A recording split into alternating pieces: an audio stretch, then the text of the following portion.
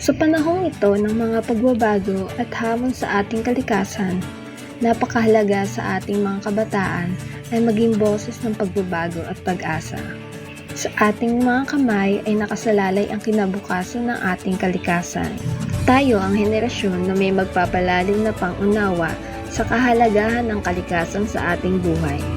Sa pamamagitan ng ating mga gawaing pangkalikasan tulad ng tree planting, pagsasagawa ng cleanup drives, at pagsusulong ng sustainable na pamumuhay, tayo ay nagiging mga tagapagtaguyod ng malinis at maayos na kapaligiran.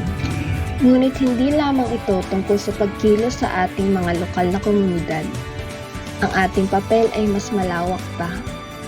Tayo ay may kakayahan na makipagtulungan sa mga organisasyon, pamahalaan, at iba't ibang sektor upang isulong ang mga polisiya at programa na naglalayong mapanatili ang kagandahan at kalusugan ng ating kalikasan para sa mga susunod na henerasyon. Mahalaga rin na tayo ay maging mga modelo ng wastong paggamit ng likas na yaman.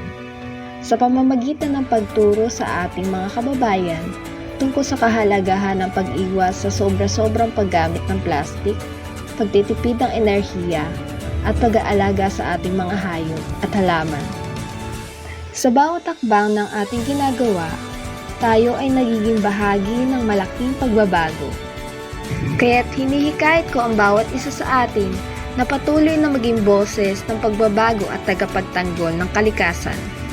Sa pagkakaisa at pagtutulungan, masisiguro natin na ang mga susunod na henerasyon ay magmamana ng isang kalikasang bukod tangi at kayamanan na hindi maaaring patayan.